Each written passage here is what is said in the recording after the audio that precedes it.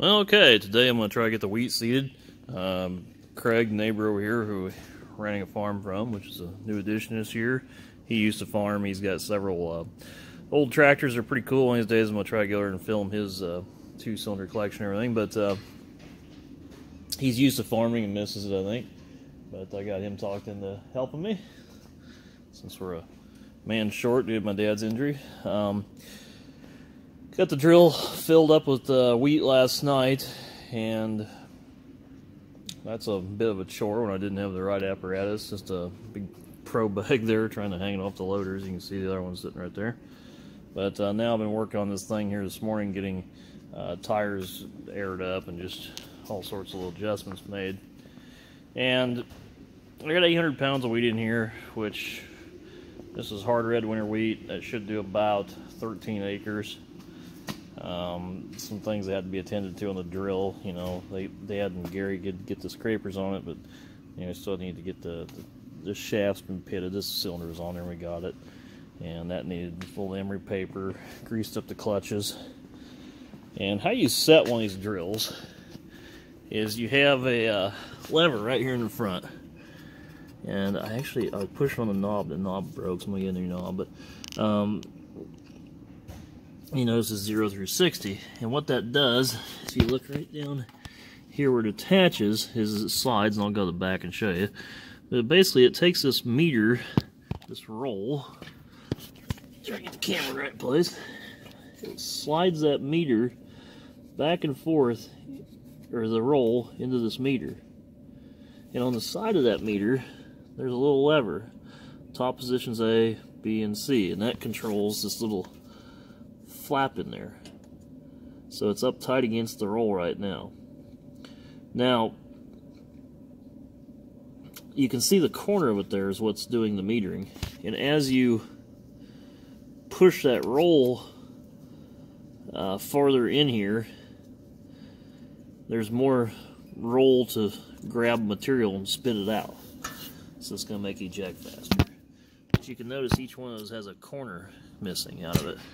So wheat's a pretty fine crop, so best we can tell is, and I'm going to actually run on the concrete floor here to make sure it's coming out about right. Best I can tell, it's going to pour out about right. So we've set it according to the book, but the book's kind of a give or take, you know. It's a trial by error type deal, because you're just working with it's a drill, let's face it. It's not a precision planter here. So there's the little clutch, there's a little lever that attaches on that slide gate, and you can see how these slide in and out. I don't think they probably go clear in. As they go in, these deals here actually slide outward, and everything's good and stiff, so it's doing its best to fight me. I'm going to squirt a little oil in some of these clutches. This unit here we actually replaced. It was broken. The little lever was broken on it, and the replacements now are plastic. And that plastic to set it versus setting these old metal ones is 50 times easier. So I think we might run the old spike tooth hair over it. I was going to mold finish out there, but the mold finish has a tendency to actually bring stuff back up to the surface. Tank there's nice and even. Wheat looks good. Horses like it. Anyway, that's what we're doing, and I'm going to go combine. He's going to take care of that.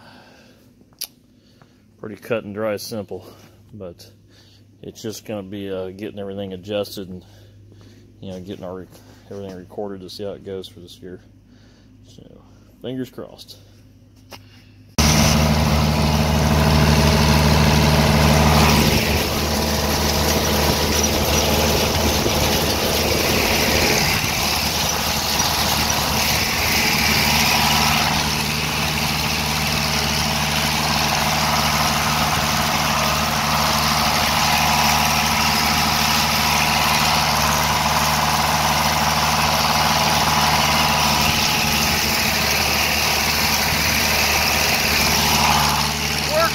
Pretty damn nice.